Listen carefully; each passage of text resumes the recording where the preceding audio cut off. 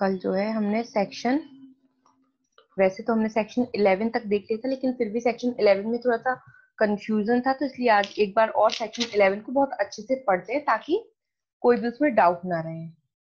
Section 11 of limitation act.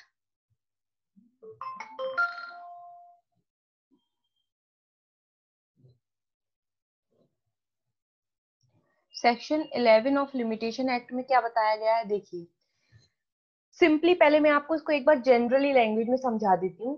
Section 11 of contract act, section 11 of limitation act में simply ये एक चीज बोली गई है कि यदि कोई कॉन्ट्रैक्ट किसी फॉरेन कंट्री में हुआ है या कोई कॉन्ट्रैक्ट जो है वो state of Jammu and Kashmir में एंटर्ड हुआ है और ऐसे कॉन्ट्रैक्ट से रिलेटेड कोई डिस्प्यूट अराइज हुआ, तो उसका जो सूट फाइल किया गया है वो कहाँ फाइल किया गया है, वो ऐसी टेरिटरी में फाइल किया गया है जहां पर ये वाला लिमिटेशन एक्ट लागू होता है जो हम पढ़ रहे हैं, यानी कि Indian limitation act. It means कि सूट फाइल कहाँ किया गया है, इंडिया में, क्योंकि लिमिटेशन एक्ट कहाँ लागू होता है, होल ऑफ इंडिया।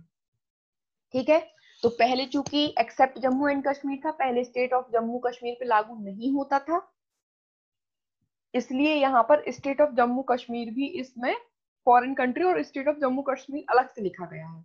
लेकिन चूंकि अब आर्टिकल 370 ऑफ कॉन्स्टिट्यूशन से अब क्या हुआ है कि अमेंडमेंट हो चुका है, लेकिन अभी भी सेक्शन 11 में इन्होंने अमेंडमेंट किया नहीं है। अभी भी ये state of Jammu and Kashmir और फॉरेन कंट्री को यहाँ पे अलग मान रहे हैं, मतलब ऐसा मान रहे हैं कि इस पर लिमिटेशन एक्ट एप्लीकेबल नहीं है सेक्शन 11 में। लेकिन सेक्शन 1 जो हमने पढ़ी है वहां अमेंडमेंट हो चुका है। तो यदि आपसे एग्जाम में क्वेश्चन पूछा जाए कि क्या अब limitation act state of Jammu Kashmir पे एप्लीकेबल है, तो आप लोग आके आएंगे हाँ है। सीधा सीधा ऑप्शन पूछेंगे कि क्या लिमिटेशन एक्ट कहाँ लागू है, तो होल ऑफ इंडिया, संपूर्ण भारत पर, even state of Jammu and Kashmir पर भी है अकॉर्डिंग टू सेक्शन 1। ठीक है, लेकिन जब हम सेक्शन 11 की बात करेंगे तो सेक्शन 11 में ये स्टेट ऑफ जम्मू कश्मीर को इस सेक्शन के पर्पज से भी एक्सक्लूड रख रहा है। ठीक है, ये याद रखना है। तो देखिए, ऐसा कोई कॉन्ट्रैक्ट जो state of Jammu and Kashmir और किसी फॉरेन कंट्री के साथ एंटर्ड हुआ है और उससे रिलेटेड जो भी डिस्प्यूट अराइज हुआ है, तो उसके लिए जो सूट फाइल किया गया है वो कहाँ फाइल किया गया है, वो ऐसी टेरिटरी में फाइल किया गया है जहां इंडियन लिमिटेशन एक्ट लागू होता है, मतलब इंडिया की किसी टेरिटरी पे लागू सूट जो है फाइल किया गया है। तो ये यहाँ पर कहा गया है कि ऐसी स्थिति में जब कोई भी सूट ऐसे किसी टेरिटरी में फाइल किया गया है जहां पर इंडियन लिमिटेशन एक्ट लागू होता है और कॉन्ट्रैक्ट ऐसा है जो किसी फॉरेन कंट्री में एंटर्ड हुआ था उससे रिलेटेड सूट है, तो ऐसे सूट पर जो लिमिटेशंस के रूल्स अप्लाई होंगे वो कौन से लिमिटेशन के रूल्स अप्लाई होंगे, इंडियन लिमिटेशन एक्ट के अप्लाई होंगे या जिस फॉरेन कंट्री में वो कॉन्ट्रैक्ट किया गया है उस फॉरेन कंट्री के रूल्स अप्लाई होंगे। तो सेक्शन 11 सब सेक्शन 1 कहती है कि यदि वो सूट इंडिया में फाइल किया गया है, भले ही कॉन्ट्रैक्ट किसी फॉरेन कंट्री में एंटर्ड किया गया है, उसके बावजूद जो रूल्स है वो एप्लीकेबल होंगे इंडियन लिमिटेशन एक्ट के। क्यों? क्योंकि सूट इंडिया में फाइल किया गया है। क्योंकि सूट कहां पर फाइल किया गया है, ऐसी टेरिटरीज में जहां पर ये इंडियन लिमिटेशन एक्ट लागू होता है, इसलिए रूल्स भी इंडियन लिमिटेशन एक्ट के लागू होंगे। सबसेक्शन 1 इतनी सी बात बोलती है। ठीक है, क्यों? क्योंकि लिमिटेशन एक्ट कैसा एक जो लिमिटेशन लॉ है वो कैसा लॉ है, लैक्स फॉरी, इसको बोलते हैं देशीय विधि। लैक्स फॉरी का मतलब होता है ऐसा लॉ जो जिस कंट्री में बना है वो उसी कंट्री में एप्लीकेबल होता है, दूसरे कंट्रीज के इश्यूज पे वो एप्लीकेबल नहीं होगा। इसको बोलते हैं लेक्स फोरी या देशीय विधि। तो इंडियन लिमिटेशन एक्ट भी एक ऐसा ही लॉ है। तो मतलब जहां पर सूट फाइल हो रहा है वहीं की विधि लागू होगी। तो यहाँ पे क्या हो रहा है, भले ही कॉन्ट्रैक्ट जो है एंटर्ड हुआ था फॉरेन कंट्री में, लेकिन सूट तो फाइल इंडिया में कर रहे हैं, तो इंडियन लिमिटेशन एक्ट लागू होगा, पहली चीज। सबसेक्शन 2 जो है, अब सब सेक्शन 2 में बात बताई गई है कि जो फॉरेन कंट्रीज में लिमिटेशन एक्ट है क्या वो एप्लीकेबल होंगे, क्योंकि कहीं ना कहीं जो कॉन्ट्रैक्ट है उसमें अदर पार्टी फॉरेन कंट्री भी है ना, फॉरेन कंट्री में एंटर्ड हुआ है कोई ना कोई कॉन्ट्रैक्ट। तो फॉरेन कोर्ट का जो लिमिटेशन, फॉरेन कंट्रीज की जो लिमिटेशन एक्ट है उनका क्या रोल प्ले रहेगा, क्या उसके रूल्स एप्लीकेबल होंगे, क्या उनको डिफेंस के तौर पे लिया जा सकता है या नहीं लिया जा सकता है। तो सबसेक्शन 2 में स्पष्ट क्लियरली ये चीज कही गई है कि no rule of limitation in force in the state of Jammu and Kashmir और in a foreign country shall be a defence to a suit instituted in the said territories on a contract entered into in that state और in a foreign country. तो इन्होंने कहा है कि ऐसा कोई भी सूट जो कहां पर इंस्टीट्यूट हुआ है, इन द सेड टेरिटरीज,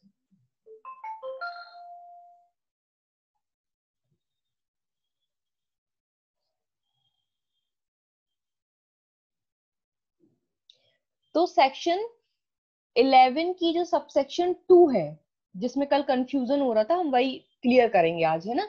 तो सेक्शन 2 जो है, सबसेक्शन 2 जो है सेक्शन 11 की, उसमें ये बोला गया है कि कॉन्ट्रैक्ट इंडिया में ही, सॉरी, सूट जो है वो ऐसी टेरिटरी में ही इंस्टीट्यूट हुआ है जिस पर ये एक्ट एप्लीकेबल है, limitation act, Indian limitation act applicable, क्योंकि इसमें वर्ड्स क्या यूज है, देखिए, to a suit instituted in the said territories, in the said territories मतलब जो ऊपर उन्होंने बात बताई गई है।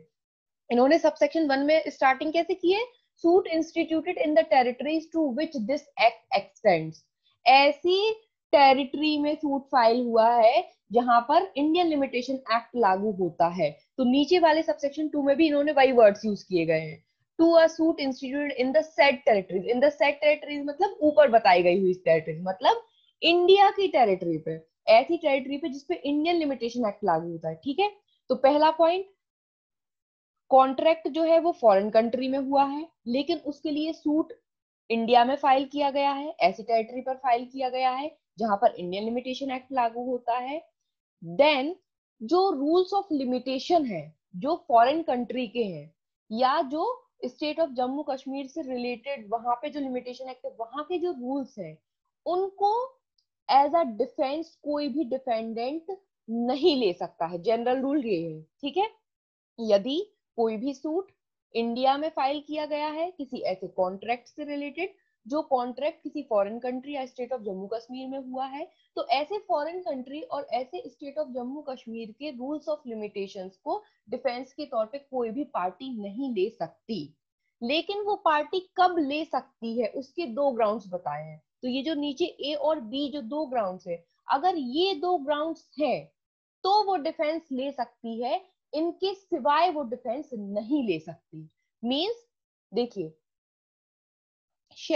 no rule of limitation shall be a defense to a suit instituted in the said territories on a contract entered into in that state or in a foreign country unless, जब तक कि ऐसा नहीं होगा, क्या नहीं होगा, ए और B, the rule has extinguished the contract, वहां के जो रूल्स हैं, जो लिमिटेशन एक्ट के जो रूल्स हैं, उन रूल्स के अकॉर्डिंग कॉन्ट्रैक्ट ही एक्सटिंग्विश हो चुका है, तब जो पार्टी है वो यहाँ पर इंडियन कोर्ट में जो सूट फाइल है, तब वो पार्टी इस चीज का डिफेंस ले सकती है। क्यों? डिफेंस कौन लेता है? डिफेंडेंट। तो डिफेंडेंट अपना पक्ष रखेगी ना कि सर मेरे खिलाफ इस कॉन्ट्रैक्ट को लेकर जो ये सूट फाइल किया गया है, वो कॉन्ट्रैक्ट तो अब एग्जिस्टेंस में ही नहीं है, वो कॉन्ट्रैक्ट तो according to foreign limitation law या जम्मू कश्मीर के लिमिटेशन लॉ के अकॉर्डिंग, जहां पे हमने कॉन्ट्रैक्ट किया था वहां के अकॉर्डिंग तो इस कॉन्ट्रैक्ट को ही एक्सटिंग्विश कर दिया गया है, समाप्त कर दिया गया है, तो वो इस चीज का डिफेंस ले सकते हैं इस ग्राउंड पे, अगर वो कॉन्ट्रैक्ट ही एक्सटिंग्विश्ड हो चुका है। लेकिन ये जो कॉन्ट्रैक्ट है ये किस लॉ के अकॉर्डिंग एक्सटिंग्विश हुआ है? इंडियन लॉ के अकॉर्डिंग नहीं, किसी फॉरेन कंट्री में जहां पे भी जो आपका कॉन्ट्रैक्ट हुआ था उस फॉरेन कंट्री के लिमिटेशन रूल्स के अकॉर्डिंग, और स्टेट ऑफ जम्मू कश्मीर में हुआ था यदि, तो स्टेट ऑफ जम्मू कश्मीर के लिमिटेशन रूल्स के अकॉर्डिंग वहां पे अगर कॉन्ट्रैक्ट को एक्सटिंग्विश कर दिया गया है तो पार्टी डिफेंस लेगी कि सर वहां उस कंट्री के लिमिटेशन एक्ट के अकॉर्डिंग तो कॉन्ट्रैक्ट खत्म हो गया है, इसलिए मैं ये डिफेंस ले रहा हूँ। क्यों? क्योंकि यहाँ पे सूट क्यों फालतू में फिर चलाया जा रहा है, वहां से तो कॉन्ट्रैक्ट खत्म ही हो गया है। सेकंड क्या डिफेंस ले सकती है वो party? the parties were domiciled in that state or in the foreign country during the period prescribed by such rule। फिर दूसरा डिफेंस पार्टी ये ले सकती है कि यदि वो जो प्रिस्क्राइब्ड पीरियड था फॉरेन कंट्री के लिमिटेशन एक्ट में, तो उस प्रिस्क्राइब्ड पीरियड में द पार्टीज जो थी, दोनों पार्टीज जो थी वो उस फॉरेन कंट्रीज या वो स्टेट ऑफ जम्मू कश्मीर में डोमिसाइल्ड थे जिस समय प्रिस्क्राइब्ड पीरियड वहां पर था। तो वो डिफेंस यहाँ पे ले सकती है कि वो प्रिस्क्राइब्ड पीरियड निकल चुका है, हमने वहां पे सूट फाइल नहीं किया, तो अब यहाँ पे क्यों सूट फाइल किया जा रहा है। तो पार्टी अगर ये दो ग्राउंड्स हैं तो इन दो ग्राउंड्स का डिफेंस बस ले सकती है, इसके अलावा किसी भी रूल ऑफ लिमिटेशन का कोई भी डिफेंस पार्टी नहीं ले सकती। कौन से रूल ऑफ लिमिटेशन का? फॉरेन कंट्री के रूल ऑफ लिमिटेशन का और स्टेट ऑफ जम्मू कश्मीर के रूल ऑफ लिमिटेशन का। अब आप लोग बताइए, क्या अब आप लोगों को ये सेक्शन क्लियर हुई, section 11? Yes ma'am. Anshika? Ma'am ma'am जो आपने डिफेंस वाला उसका जो फर्स्ट पॉइंट है ना, जो डिफेंस ले सकते हैं, द ए वाला, मैम एक बार ये फिर से मुझे एक्सप्लेन कर दीजिए। डिफेंस मतलब ये कह रहे हैं कि कॉन्ट्रैक्ट जो हुआ है ना फॉरेन कंट्री में, तो वो कॉन्ट्रैक्ट को according to rules of limitation of that foreign country extinguish कर दिया गया। मतलब वो कॉन्ट्रैक्ट वहां से उस रूल के अकॉर्डिंग खत्म हो चुका है, फॉरेन कंट्री के लिमिटेशन एक्ट के रूल्स के अकॉर्डिंग। अच्छा, मतलब वहां के फॉरेन कंट्री का तो क्या उसके अकॉर्डिंग ये खत्म हो जैसे ए जो कॉन्ट्रैक्ट होता है वो दो पार्टीज के बीच में होता है, तो जो कॉन्ट्रैक्ट हुआ है वो किसी फॉरेन कंट्री के साथ हुआ है ना। अब जो वो कॉन्ट्रैक्ट है जिस फॉरेन कंट्री के साथ हुआ है, तो वहां के जो लिमिटेशन एक्ट के रूल्स है अकॉर्डिंग टू दैट रूल्स वो कॉन्ट्रैक्ट एक्सटिंग्विश हो चुका है, वो खत्म ही हो चुका है। तो फिर इंडियन कोर्ट में क्यों सूट फाइल कर रहे हैं उसके लिए? तो वो ये डिफेंस लेगा ना कि वो कॉन्ट्रैक्ट ही एक्सटिंग्विश हो गया है।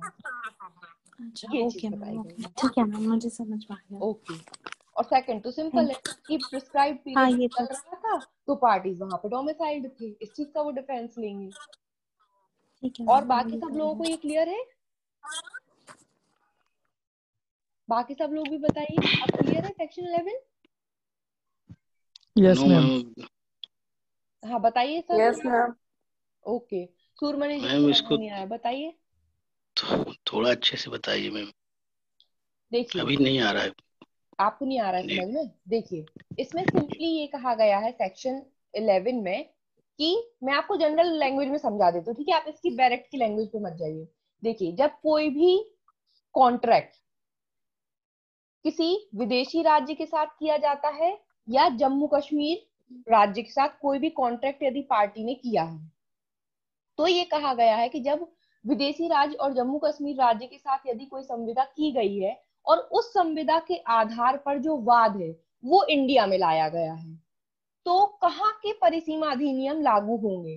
क्योंकि जो आपकी संविदा है वो तो किसी विदेशी देश के साथ की गई है, तो वहां का भी लॉ ऑफ लिमिटेशन लागू होगा। तो ये कहा गया है कि यदि जो सूट फाइल किया गया है, जो वाद फाइल किया गया है, अगर वो इंडिया में फाइल किया गया है, तो फिर उसके संबंध में जो परिसीमा के नियम है, जो लिमिटेशन एक्ट के लॉ है, वो इंडियन लिमिटेशन एक्ट के लॉ ही एप्लीकेबल होंगे। क्यों? क्योंकि सूट इंडिया में फाइल किया गया है। सबसेक्शन 1 ये बोलती है, ठीक है। देन सबसेक्शन 2 ये बात करती है कि जो कॉन्ट्रैक्ट आपका हुआ है वो किसी फॉरेन कंट्री के साथ हुआ है, तो वहां के जो रूल्स हैं लिमिटेशन एक्ट के, क्या वो भी एप्लीकेबल होंगे? क्या उनको भी डिफेंस के तौर पे लिया जा सकेगा? ये बात बताई गई है।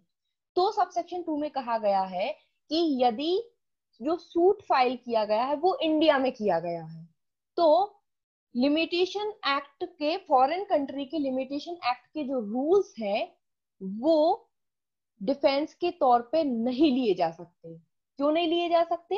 क्योंकि इंडिया में सूट फाइल किया गया है, ऐसे राज्य क्षेत्र में सूट फाइल किया गया है जिसपे इंडियन लिमिटेशन एक्ट लागू है। इस कारण फॉरेन कंट्री के लिमिटेशन एक्ट को हम प्रतिरक्षा के तौर पे या डिफेंस के तौर पे यूज नहीं कर सकते हैं अपने वाद में।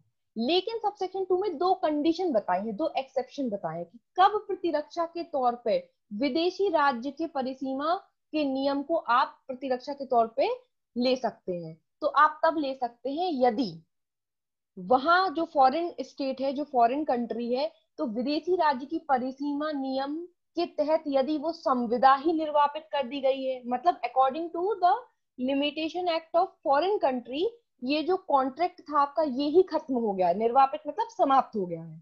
तो ये जो आपका कॉन्ट्रैक्ट है जिसके रिलेशन में इंडिया में सूट फाइल हुआ है, फॉरेन कॉन्ट्रैक्ट है, है ना, फॉरेन कंट्री के साथ कॉन्ट्रैक्ट था, तो जिस फॉरेन कंट्री के साथ कॉन्ट्रैक्ट था वहां के परिसीमा नियम के द्वारा वो संविदा को समाप्त कर दिया गया। तो आप डिफेंस लेंगे, प्लेंटिफ बोलेगा कि सर वो कॉन्ट्रैक्ट ही नहीं बचा है, फॉरेन कंट्री, जिस फॉरेन कंट्री के साथ हमने कॉन्ट्रैक्ट किया था उस फॉरेन कंट्री के साथ कॉन्ट्रैक्ट करने के बाद वहां के जो परिसीमा नियम है, अकॉर्डिंग टू दैट नियम अब ये संविदा समाप्त हो चुकी है, तो इसलिए इंडियन कोर्ट में मेरे खिलाफ क्यों केस चलाया जा रहा है, वो इस चीज की प्रतिरक्षा लेगा।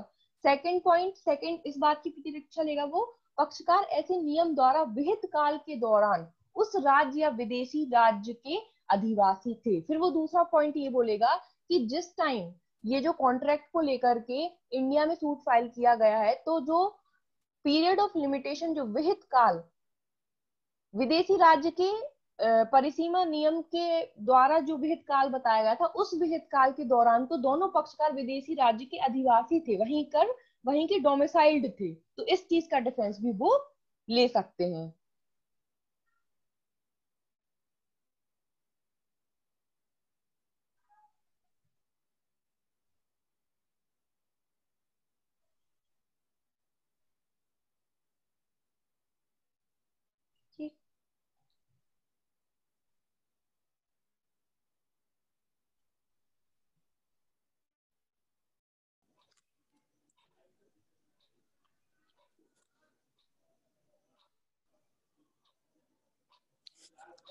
चलिए, अब क्लियर हुआ सूरमणि जी?